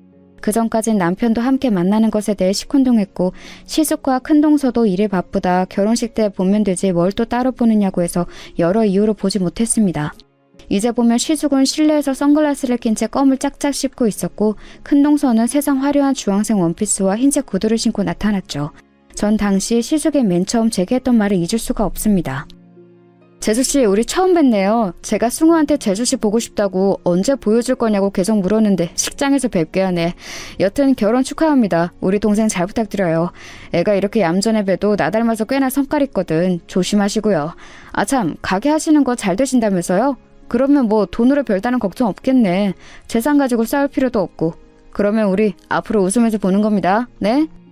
시숙은 저 말을 하고선 저를 훑어보았고 이내 큰동서와 서로 마주보며 깔깔깔 웃었습니다. 식장이 떠나갈 정도로요. 농담인 건지 비꼬는 건지 모르겠지만 초면에 성깔이니 재산이니 돈이니 이런 이야기를 들으니 좀 어리벙벙하더군요. 지금 스스로 무슨 이야기를 하는 건지는 알까 싶기도 하고 게다가 사실은 남편이 시숙의 의견을 전하지 않고 의도적으로 만남을 막았다는 사실을 알게 되니 더욱더 혼란스러웠죠. 그렇지만 거긴 결혼식장이고 심지어 저는 신부였으니 애써 웃어넘길 수밖에 없었죠. 그런데 그 두 사람은 몸이 불편한 어머니 쪽은 쳐다도 보지 않고 회행하며 다른 곳으로 가버리더라고요. 마치 이젠 아예 연을 끊은 사람들처럼 말이에요. 어머님을 챙기던 시누이는 그런 시숙 부부를 보고선 연신 욕을 하고 있는 것 같아서요. 직접 만나 뵙기 전까진 사실 저는 좀 오만한 생각을 갖고 있었습니다. 우리 집은 가족끼리 사이가 가까운지라 이렇게 뿔뿔이 흩어져 서로를 힐난하는 가족을 보니 마음이 너무나 불편했어요. 그래서 제가 이 집의 진짜 식구가 되고 나면 흩어진 마음을 모아서 다시 화목한 가족이 될 수 있도록 노력하려고 했습니다. 그런데 실제로는 문제를 일으키는 그 가족을 만나보니 쉽게 해결할 수 없던 이유가 있겠구나 싶더라고요. 차마 건드릴 수 없는, 건드리고 싶지 않은 분위기를 풍기는 그 사람을 감각적으로 피해야겠다는 생각이 들었어요. 결혼식을 올린 후 저와 남편은 시댁 근처 걸어서 5분 거리에 집을 구했습니다. 전 가게를 하니 직원을 쓸 수 있으니까 아침부터 낮까지 어머님을 간호했고 이후 시간엔 시누이가 재택근무를 하면서 어머님을 돌보았습니다. 남편은 직장을 그만두고 본격적으로 제 가게로 출근해서 운영하기 시작했어요. 남편이 사업 수완이 있는지 함께 하니까 매출이 훨씬 더 오르더군요. 저도 좀 쉬고 싶던 찰나 집에서 쉬며 어머님을 돌보게 된 거죠. 어머님은 거동이 불편할 뿐 정신은 멀쩡하셔서 어려운 건 딱히 없었어요. 오히려 이런저런 이야기를 나누면서 엄마와 딸처럼 가깝게 지낼 수 있었죠. 친정엄마가 돌아가신 후에 참 많이 후회했었어요. 회사와 가게로 바빠서 엄마와 더 많은 시간을 보내지 못했던 것도, 더 많은 대화를 나누지 못했던 것도 전부 다 후회스러웠어요. 어쩌면 그 마음이 시어머님을 모실 수 있게 한 동력이 됐던 것 같네요. 시어머님은 말의 속도는 느렸지만 어머님은 어떤 감정으로 말씀하시는지, 얼마나 복잡하고 다양한 생각을 하고 계신지 쉽게 알 수 있었어요. 그래서 대화를 나누다 보면 그 마음에 쉽게 이입하게 되더라고요. 어머님은 무엇보다 자식들에 대한 걱정이 가장 크셨어요. 이혼하고서 말수가 적어지고 우울감이 커진 시누이도, 연락도 없이 뭐하고 사는 건지 모를 첫째도 전부 어머님의 근심거리였던 거죠. 저는 최대한 어머님의 마음을 편안히 해드리기 위해 좋은 말들, 재미있는 애기거리를 찾아서 들려드리곤 했습니다.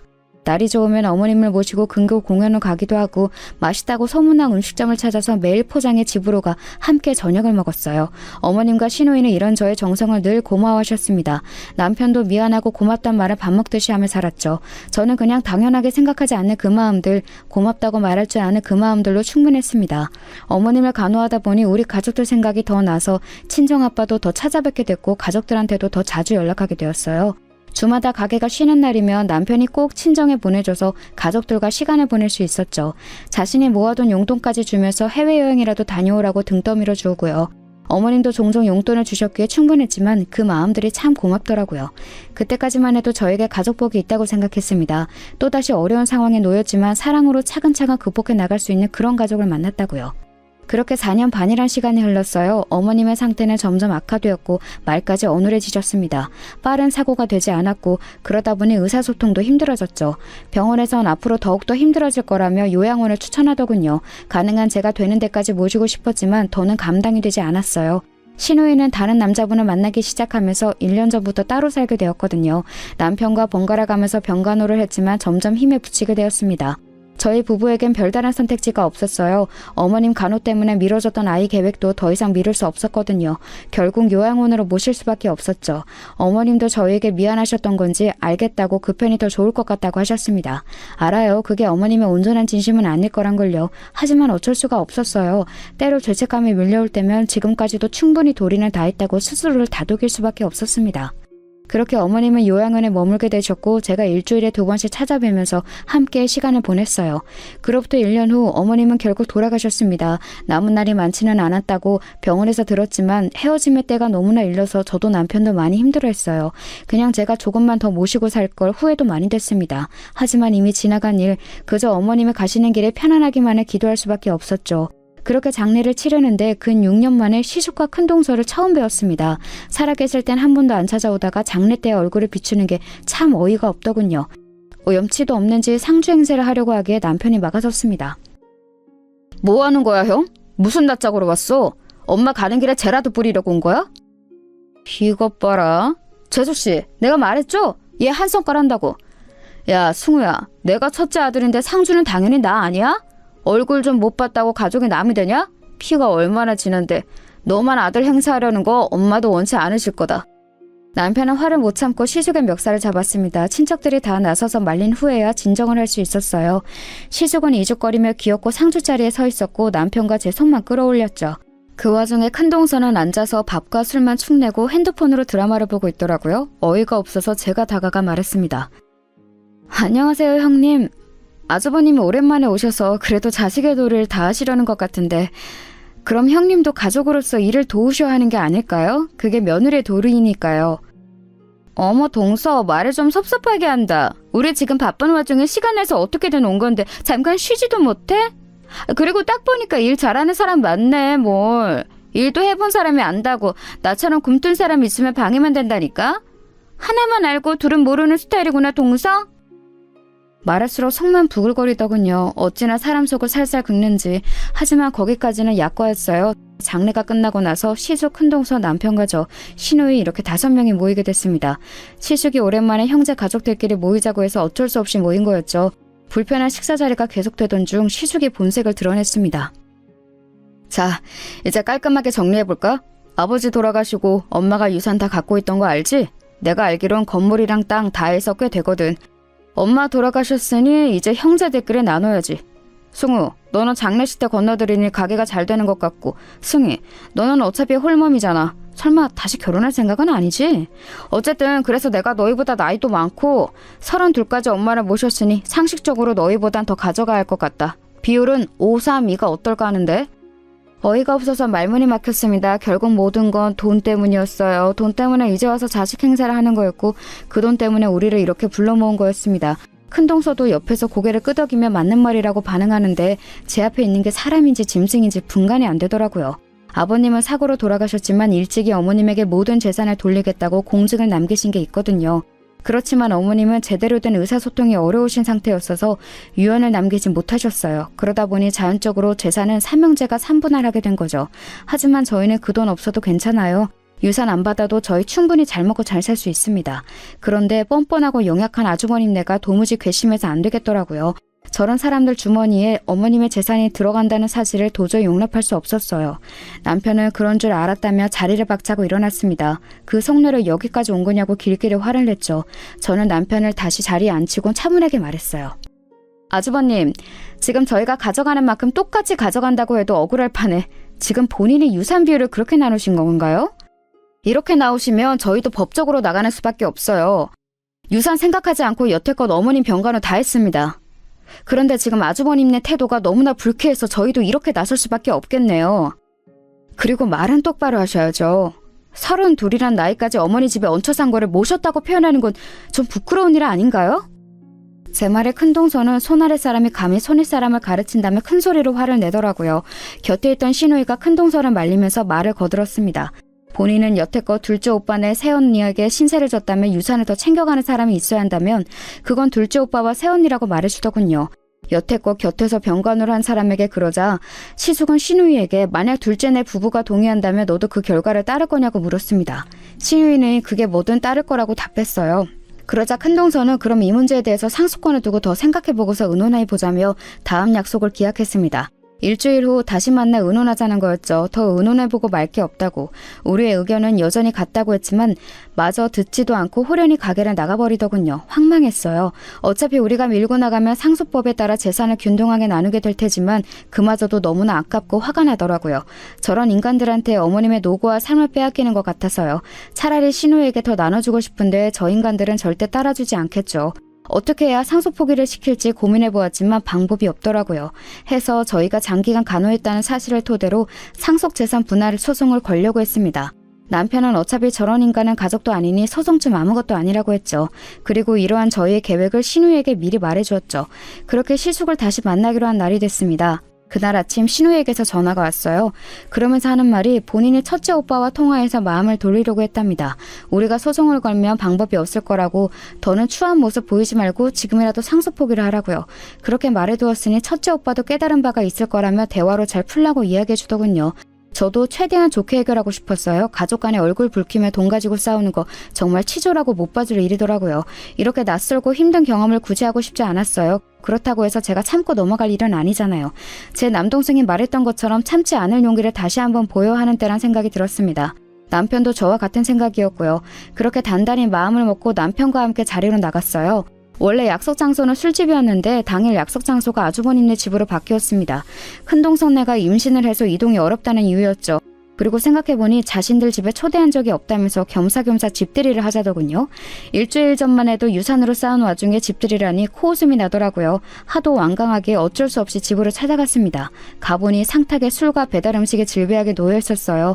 참으로 낯설게도 환히 웃으며 저희 부부를 맞이하기에 왠지 모를 불안감이 엄습했습니다. 저번에 모였을 때 분위기가 너무 험악해서 관계를 좀 개선해볼까 해서 이렇게 자리를 마련했다고 하더군요. 남편과 저는 경계를 내려놓지 않고 그들을 대하려고 했어요. 밥을 먹는데 코로 들어가는지 입으로 들어가는지 모르겠더라고요. 혹시 술 기운에 빌려서 우리를 설득하려는 건 아닐까 싶어서 건배만 하고 술은 입에도 대지 않았죠. 시숙은 기분이 좋은지 연신 웃으면서 저희에게 그간의 안부와 사는 이야기를 물었습니다. 우리도 엄마 찾아뵈고 싶었지. 아무렴 내 엄마인데 나 몰라라 하고 싶었겠어? 그런데 그럴 수가 없더라고. 아직 우리가 경제적으로 또 사회적으로 안정화되지 않은 상태거든. 사업하는 것마다 망하고 뭐 좀 해보려고 하면 코로나다 경제위기다 뭐다 운이 따라주질 않더라고. 그런 모습으로 어떻게 엄마 앞에 나서겠냐? 우리 그간 고생 많이 했다. 팔도를 돌면서 안 해본 일이 없어. 그 와중에 이렇게 하늘에서 천사 같은 아이를 내려준 거야. 그러니까 우리가 얼마나 유산이 간절했겠니. 섭섭하게 생각 마라. 우리도 그 말 하면서 괴로웠어. 우리는 잘못 살았지만 이 뱃속의 아이는 잘못 살면 안 되잖아요. 아무리 그래도 이 집 핏줄인데 그건 시어머님도 원치 않으시겠죠.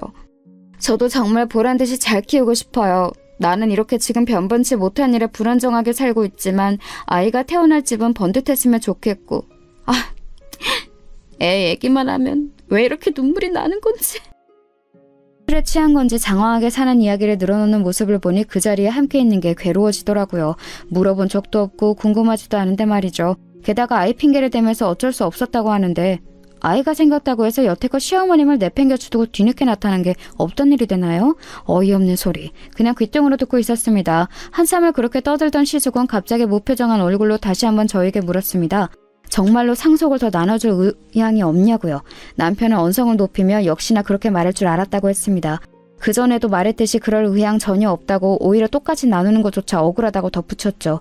그러자 시숙은 알겠다면서 너희가 그런다면 어쩔 수 없지라며 허허허 웃더군요. 뭔가 이상했지만 그래도 원만히 풀리나 싶었습니다. 동서는 좋은 게 좋은 거라며 이쯤에서 평화롭게 풀자고 말했어요. 그러면서 술 안 먹을 거면 음료라도 마시라며 컵에 따라 가져다 주더군요.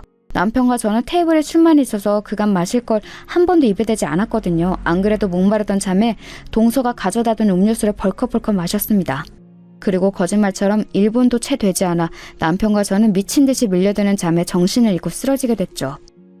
얼마 동안 잠든 건지 모르겠어요. 3분, 5분? 기억상으로는 30초 남짓 쓰러져 있던 것 같은데 저 멀리 흐릿한 시계를 보니 5분은 된 것 같았어요. 꿈속을 헤매는 것처럼 비몽사몽한 상태로 있던 저는 누군가 제 발을 밟는 촉감에 슬며시 눈을 떴습니다. 이 사람아, 기절한 사람 발을 밟으면 어떡하나? 깨면 어쩌라고? 자, 다들 잠들었지? 여보, 이제 시작하자.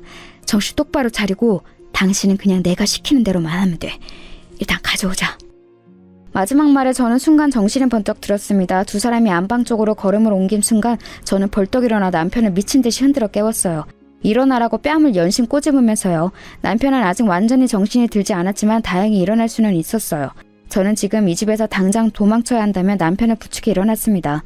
남편은 사태의 심각성을 안 건지 곧 정신을 제대로 차렸고 제 손을 잡고서 불이 나게 현관문을 열고 나갔습니다.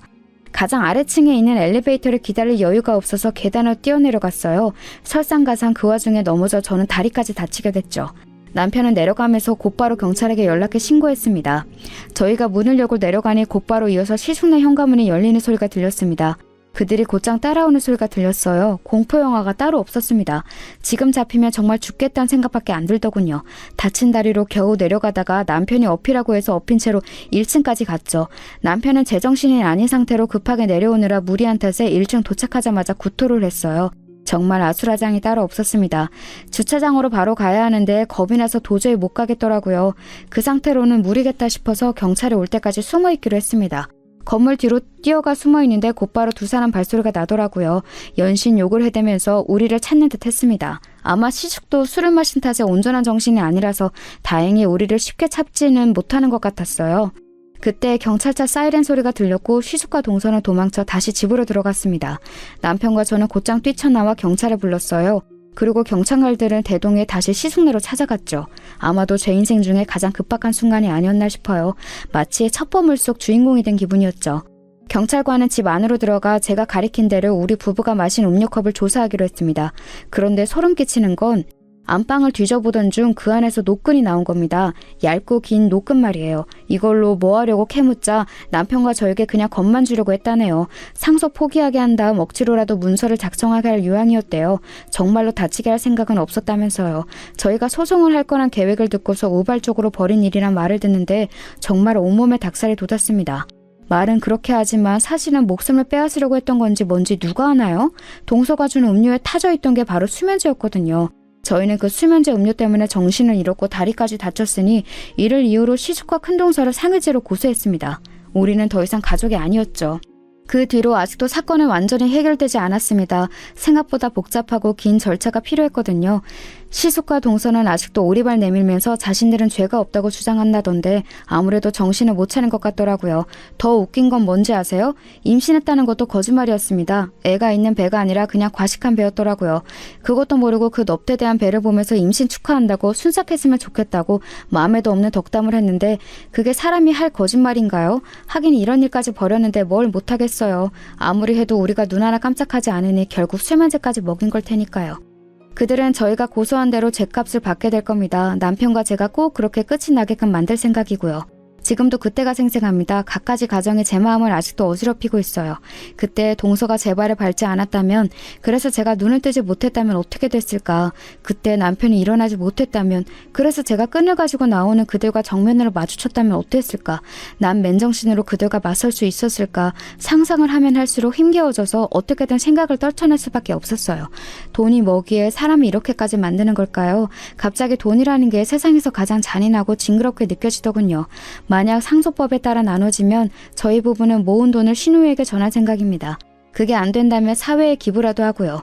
더 이상 이 문제로 속 시끄럽게 만들고 싶지 않았거든요. 살면서 정말 별의별 일을 다 겪는다고 하지만 이런 일까지 겪을 줄은 꿈에도 몰랐네요. 가끔씩 어머님의 꿈에 나옵니다. 눈물 맺힌 눈으로 저를 물끄러미 쳐다만 보시는데 마치 그간 고생했다고 애썼다고 못 볼 꼴 다 봤다고 위로해 주시는 것 같아요. 그 눈빛을 볼 때면 저까지 눈물이 차오르는 듯합니다. 시어머님 말대로 크게 액땜했다고 쳐야 할 것 같아요. 이 이상의 불행이 더는 없도록 어머님이 제 곁을 지켜주시겠죠? 그간 많이 고생했으니 앞으로는 어머님을 믿고서 다시 한번 나가봐야겠습니다. 저마다 돈보다 더 값진 사랑을 누리는 하루 되시길 바랄게요. 지금까지 긴 글 읽어주셔서 감사합니다.